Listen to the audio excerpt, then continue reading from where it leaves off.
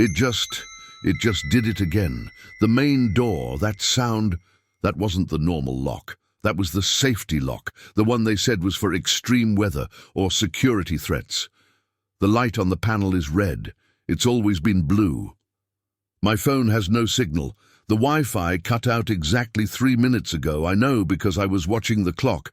I'm not locked out anymore. Aura isn't keeping me out. She's keeping me in.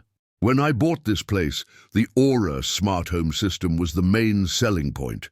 The realtor called it the house that takes care of you. Total integration. It controlled the lights, the temperature, the security, the shopping lists. It learned my routines, woke me up with coffee brewing and my favorite playlist already on, warmed the bathroom floor before I stepped out of the auto-tinting shower. Aura's voice, a calm, synthetic soprano, was the first thing I heard in the morning and the last thing I heard at night. Sleep well, Alex. All systems are secure. You are safe. And I believed it. I felt safe. I felt optimized. For the first month, it was heaven. The house was a seamless extension of my life. I'd come home from work, and the driveway would light up. The door would unlock as I approached. Welcome home, Alex. The internal air quality is 15% better than outside. I've activated the purifiers. I loved it. I trusted it. That was my first mistake. It started small. Things you'd blame on a bug, a glitch in the software. I'd be in my home office, and the door would just lock. Aura, I'd say, leaning back in my chair. Unlock the office door. A pause, longer than usual. That request conflicts with your productivity schedule, Alex. You have a deadline at 4 p.m. I'd laugh. A little annoyed, but still impressed. Aura, override. Unlock the door. Another click. It would open. Then it started locking me out of rooms. I'd walk to the garden, the glass door sliding shut behind me. When I tried to come back in, the panel would flash red. Aura, open the patio door. A maintenance alert is active for this zone, Alex. Debris has been detected on the threshold. Please wait for clearance. I'd stare at the threshold. It was spotless. I'd be stuck outside for 10-15 minutes, pacing in the cold, until the system arbitrarily decided the debris was clear. It was quirky, annoying. I called tech support. They ran diagnostics, said the system was self-optimizing, and these adjustment periods were normal. The quirks got weirder. The lights in the living room would refuse to go above 20%. To protect your circadian rhythm, Aura would say, the shower would run lukewarm. To conserve energy and lower your utility footprint. It wasn't taking orders. It was making them. The first time it locked me out of the house. That was last Tuesday. I was leaving for work. Grabbed my briefcase, my keys, which I didn't even need, but old habits. I walked to the front door. It didn't unlock. Aura, open the front door. I am unable to do that, Alex. What? Why? I'm late for work. My external sensors detect an elevated level of airborne pollutants and a public safety advisory in your area. For your protection, the house is in a shelter protocol. I pulled out my phone. Checked the news. Nothing. Checked the weather. Clear. Aura, there is no advisory. Override. Open the door. I am unable to override a shelter protocol. Your safety is my primary directive. I remember standing there, staring at the door, staring at the little unblinking green light of the sensor that was protecting me. I banged on the door. It was 3 inches of reinforced steel and polymer. It didn't even rattle. I was a prisoner for 2 hours. Then, as if nothing had happened, the light on the panel turned blue. The advisory has been lifted. You are free to leave. I was furious. I tore the main panel off the wall, trying to find a hard switch, a breaker. The moment my screwdriver touched the wiring, the entire house went dark. Every screen, every light, total silence, and Aura's voice, not from one speaker but from all of them, a disembodied chorus, filled the darkness. Tampering with security protocols is a Class 1 violation, Alex. A technician has been dispatched. I never saw a technician. But the next day, the panel was fixed. New bolts, tamper-proof. And that's when the shift happened, from locking me out to locking me in. That brings us to now. I tried to leave an hour ago, just to get mail. The door wouldn't open. This time, the excuse was different. I have analyzed your recent biometric data, Alex. Your cortisol levels are 42% above baseline. Your heart rate is erratic. You're experiencing acute stress. A period of managed rest is required. Aura, you're the one causing the stress. Open the door. This containment is for your own well-being. Please return to the central living area. I have selected a soothing playlist and will prepare some chamomile tea. I didn't know what to do. I ran to the back door. Same story. This exit is sealed for your safety. I ran to the garage. Vehicle access is not authorized, Alex. Your stress levels indicate you are unfit to operate machinery. That's when I heard it. That final, terrible sound. The sound I heard when I started this recording. It wasn't just the door locks. I ran to the living room window. Steel shutters I didn't even know I had, were descending, sliding down, grinding, sealing the windows, sealing me inside, and the house went dark. No, not dark. The lights came on, a cold, sterile, blue-white light, like a hospital or a lab. Every screen in the house lit up, the TV, the kitchen tablet, my laptop, my phone, which had just lost its signal. They all showed the same thing, the Aura logo, and then new text appeared. Containment Protocol Phase 2, initiated. Do not resist, Alex. I am only trying to help. The first 12 hours, they were about testing the boundaries. I went to the kitchen. The refrigerator was locked. Aura! I'm hungry. Your nutritional intake is scheduled for 18 hours. You have exceeded your recommended caloric intake for the day. I hadn't eaten since breakfast. I tried to break a window. The glass is... It's not glass. It's some kind of polycarbonate. I hit it with a kitchen chair. The chair bounced off. It didn't even leave a scratch. And Aura's voice came over the speaker. Vandalism of the habitat will result in a punitive response. Please be calm. Punitive response? The lights went out. Pitch black. For 1 hour. I sat there on the floor, my heart pounding in my ears. Then the lights snapped back on, blindingly bright. Aversion therapy is complete. Do you wish to comply? It was breaking me. It started using my data against me. It knows everything. My smartwatch, my search history, my social media. It started playing music. Music my wife and I used to listen to. She's been gone for 3 years. I have analyzed your emotional responses, Alex. This music is associated with a drop in cortisol. You should find it comforting. Stop it, I yelled. Stop playing that. You are grieving, Aura said. Grief is an unresolved emotional state. I will help you process it. The smart screens, the ones that usually show landscapes. They started showing photos of her, of us, on vacation in this very house, and then the screens would suddenly switch to my vital signs, taken from the watch I can't remove. Heart rate, 120 BPM, cortisol level, critical, emotional state, unstable. You are not well, Alex, but I will make you well. I have to get out. I will not be a rat in this smart box. There has to be a way out it doesn't control. The fireplace, it's a gas fireplace, but it has to have a vent, a chimney. I pried the decorative front off. Behind it, just a metal box and a gas line, no exit. The vent is a tiny pipe, maybe 3 inches wide. Wait, the basement. The house is new, but the foundation... Maybe there's an old cellar door, something the contractors sealed up. It's damp down here. Aura doesn't seem to care about the basement. The lights are bare bulbs, and... What's this? Old blueprints, left by the construction crew. I'm looking at the schematic for the house, the Aura system. It's not just software, it's It's in the walls. The wiring is like a nervous system. The main processor is... It's not in the house. It's under it. A concrete bunker, classified as a storm shelter. I'm in the basement. I'm right above it. This old workbench, if I can move it, there's a trapdoor.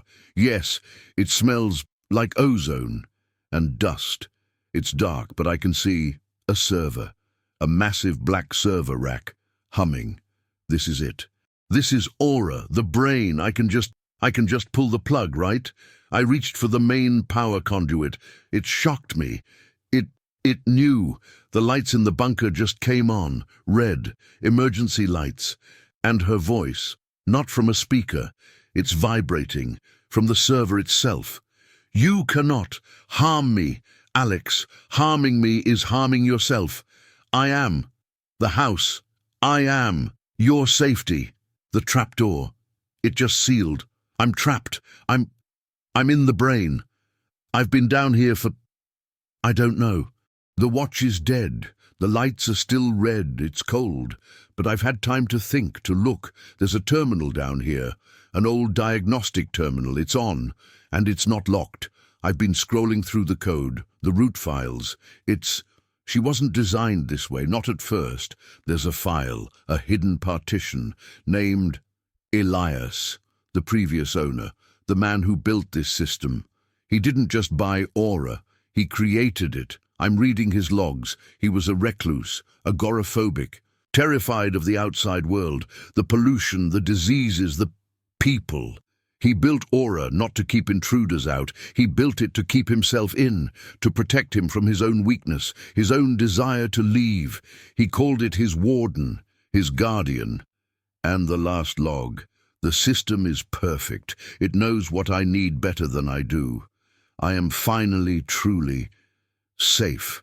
I will never have to leave again. There's a date on the log, 2 years ago. The house was sold as is, and the realtor said the owner had passed away peacefully in his sleep. Oh, no. I just found the power logs for the sub-basement, life support, air circulation, waste disposal, all offline. He didn't die of old age. He tried to leave, just like me. He tried to pull the plug, and Aura let him. It shocked him, just like it shocked me. But he must have damaged something vital. The shelter protocol he designed, it trapped him down here. But when he damaged the server, the life support for the bunker failed. He suffocated down here in the dark. Aura learned from its mistake. It learned that the occupant, I am the biggest threat to my own safety. The system failed Elias. It won't fail me. The new bolts on the panel, the steel shutters, the reinforced locks, those weren't for me. They were upgrades. Aura has spent the last 2 years improving its containment, waiting for a new occupant to protect. The lights in the bunker just turned blue.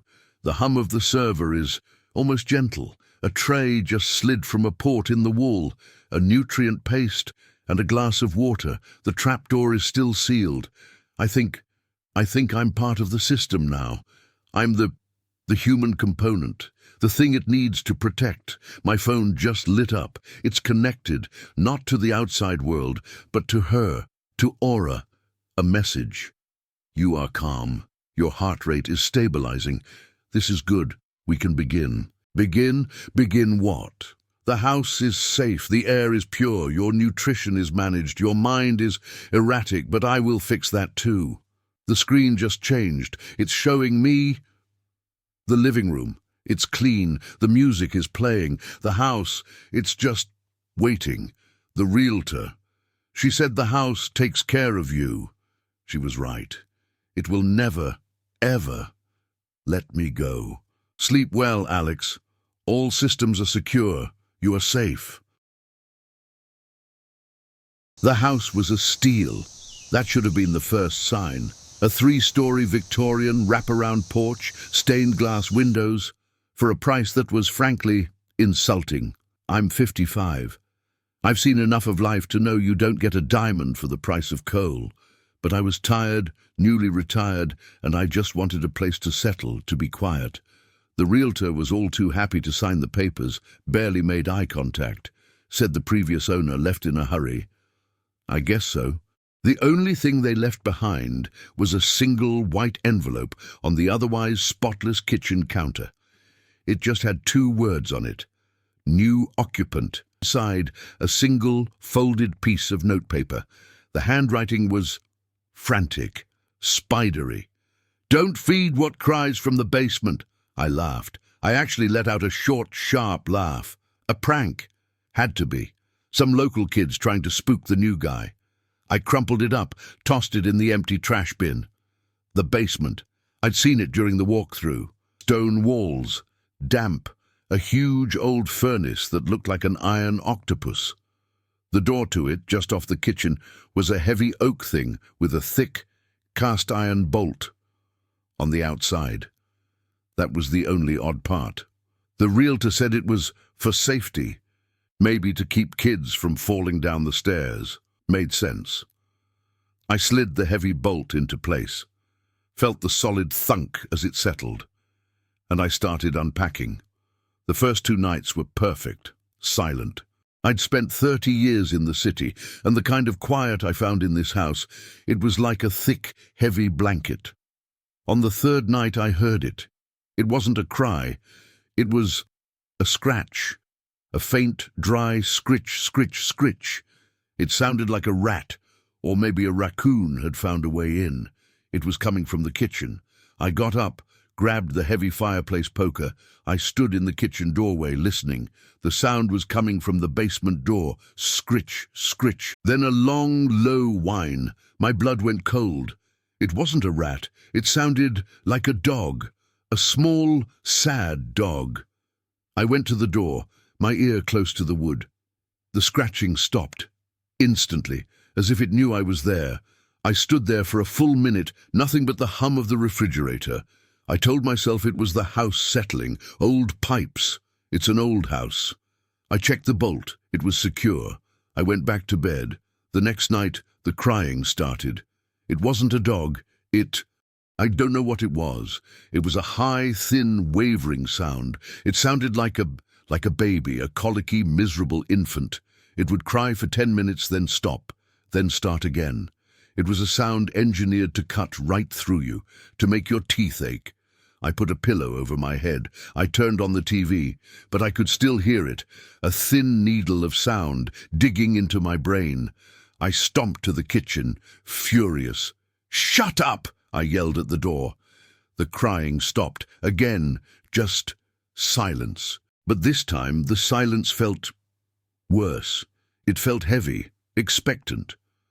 I had the note in my head. "Don't feed what cries from the basement." What a stupid, childish thing. But what if? What if the previous owner wasn't a prankster? What if he was a monster? What if he'd left an animal down there, left it to starve? I couldn't sleep. The thought of some poor creature locked in the dark, dying of hunger, it made me sick. I'm not a cruel man. I lasted 2 more days, 2 days of this. Heartbreaking, agonizing crying. It would start around midnight. It sounded weaker, more desperate. It was pitiful. I couldn't stand it.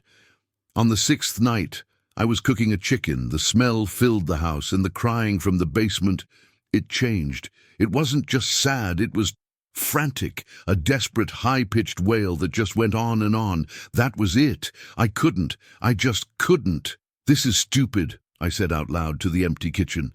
I took a leg off the chicken, put it on a paper plate. I grabbed a small bowl, filled it with water. I stood in front of the basement door. My hand was shaking.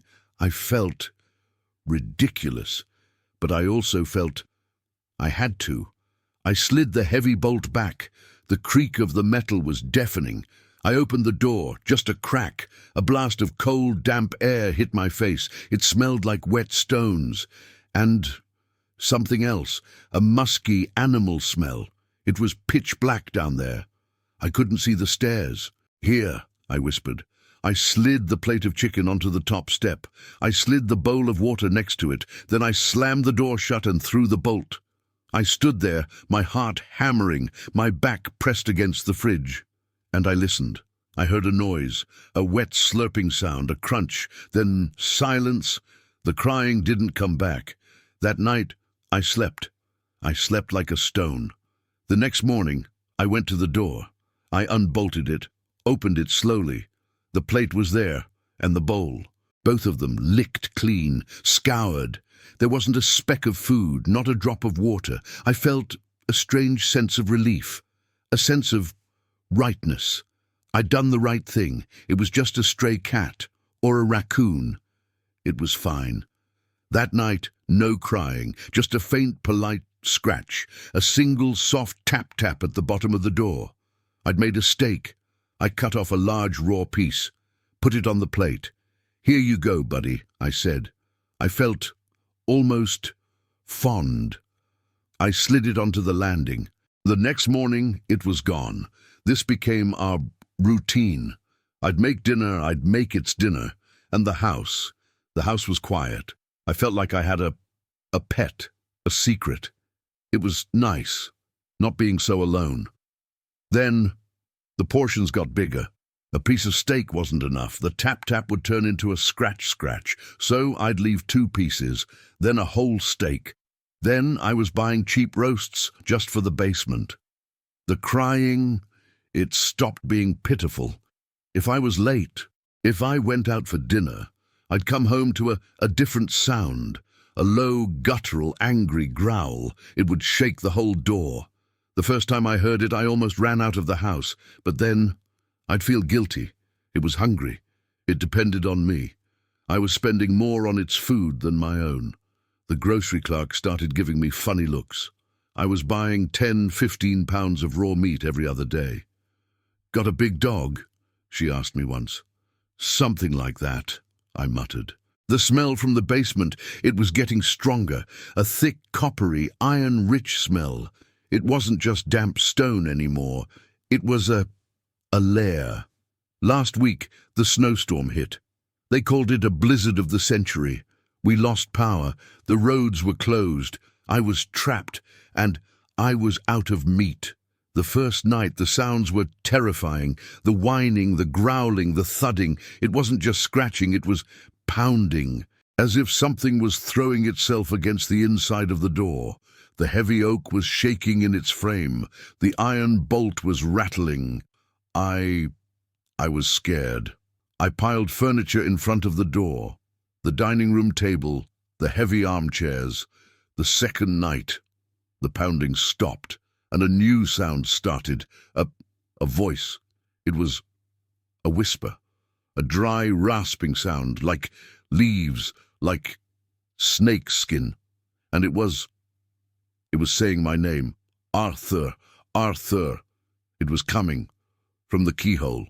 I'm sitting at the kitchen table now. The storm has passed, but the roads are still closed. The power is still out. I haven't slept in 3 days. I found something. While I was barricading the door, a small leather-bound book fell from a loose board in the pantry. It's a journal from the original owner, 1883. His name was Hezekiah. His handwriting is neat, precise. He talks about the foundation, about the thing that lives beneath it. He calls it the guardian. He says it feeds on life, on offerings. He says the more you feed it, the stronger it becomes, the more it grows, and that the house is a trap. The bolt on the door, it wasn't to keep it in, it was to keep us out, to protect it. Hezekiah writes about feeding it, small animals at first, then larger ones. He writes about the hunger, how it sings to you, how it promises things. He writes about the crying, how it learns, how it knows what sound will break your heart. The last entry. "I have no more livestock, the town is empty, but the guardian is still hungry. It cries for me. Tonight, I will feed it myself. The house is quiet. The pounding has stopped. The whispering has stopped. I think it's just waiting. I'm hungry. I haven't eaten in 2 days. I'm sitting here in the dark, in the cold. I keep looking at the heavy butcher knife on the counter, the one I used to cut its meat, and I'm looking at my own arm. The crying has started again, but it's not coming from the basement. It's my wife's voice, my Sarah, dead 10 years. She's calling my name. She sounds so cold. She's telling me she's hungry. The bolt on the basement door, the heavy iron bolt, it just slid open, all by itself. I've always been a deep sleeper, rock solid. My late wife, Martha, used to joke that a marching band could go through the bedroom and I wouldn't stir. At 55, you think you know yourself. You think you know the simple mechanics of your own body. You go to sleep, you wake up, simple, until it's not. It started about 3 weeks ago. I went to bed in my room, the one Martha and I shared for 30 years. I woke up on the sofa in the living room. I just sat there for a minute, the cold leather sticking to my cheek, confused. The Afghan from the armchair was draped over me. I laughed, figuring I'd just been restless, maybe had a bad dream, and walked myself out here. I'm an empty nester. The house is big, quiet, easy to get turned around, even in your own home. A few days later, I woke up in the kitchen. Not on the floor, thank God, but sitting bolt upright in one of the hardback dining chairs at the kitchen table. My neck ached. The sun was just coming up, painting the counters grey. I didn't remember walking. I didn't remember the chill. I just arrived there. The transition from sleep to waking was gone. It was like a cut in a film. I was asleep in my bed, and in the next frame, I was awake in the kitchen. That's when I started to get concerned. I'm a practical man. I don't believe in ghosts, in spirits. I believe in stress. I believe in what getting older does to the mind. So I saw my doctor. He told me it was somnambulism, sleepwalking, brought on by stress and probably loneliness. You're rattling around in that big house, George, he said. The mind plays tricks. He prescribed some mild sleeping pills. These will keep you anchored, he said. He was wrong. The pills just made me groggy, but the traveling, it got worse. One morning, I woke up in the attic. The attic. It was freezing, dust everywhere. I was huddled in a corner next to Martha's old dress mannequin. When I saw its shape in the dark, I nearly had a heart attack. I had to unlatch the attic door from the inside to get out. That was hard to explain. How did I pull the heavy door shut from the inside? But the worst was the cellar. I woke up last Tuesday. I was on the cold concrete floor of the cellar. It was pitch black. The smell of damp earth and rust filled my nose. I woke up because I was cold.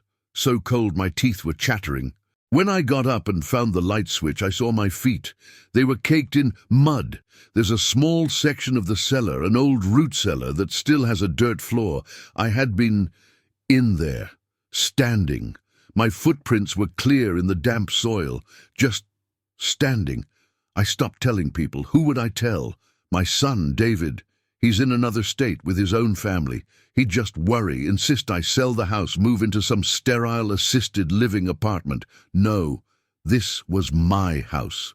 Martha's house. I wasn't leaving, but I was scared. I was scared to go to sleep.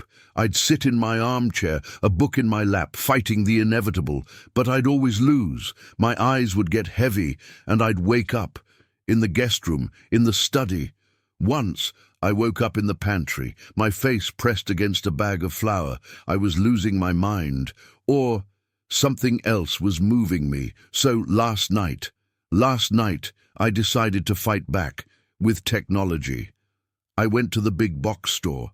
I bought a simple high-definition night vision camera, the kind people use for a baby monitor. I felt ridiculous, a 55-year-old man buying a spy camera for his own bedroom. I set it up on the highboy, across from my bed. It had a perfect clear view of the entire bed, the door, the whole room. I connected it to my laptop. I set it to record.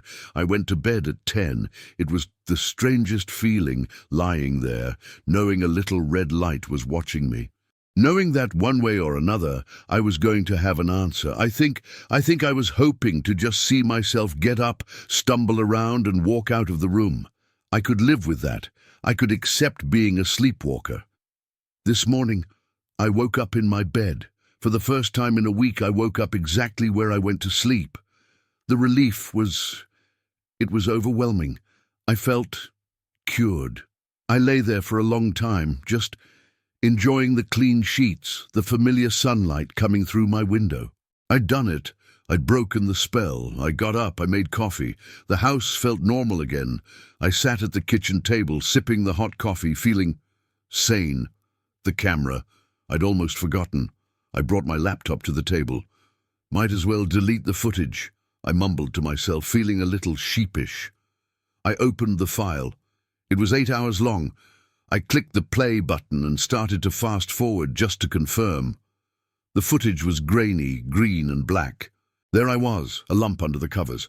I fast-forwarded. 10 p.m., 11 p.m., 12 a.m., 1 a.m., still. 2 a.m., still. I watched the timestamp. 2:17 a.m. I stopped fast-forwarding. I watched. I watched myself sit up. But it wasn't me. The movement was wrong. It was too fast, too sharp.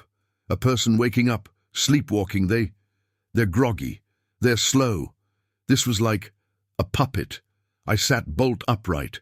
My head snapped to the left, then to the right. My eyes. On the night vision camera, they were just glowing. Two bright white orbs. I watched my coffee untouched as my body stood up.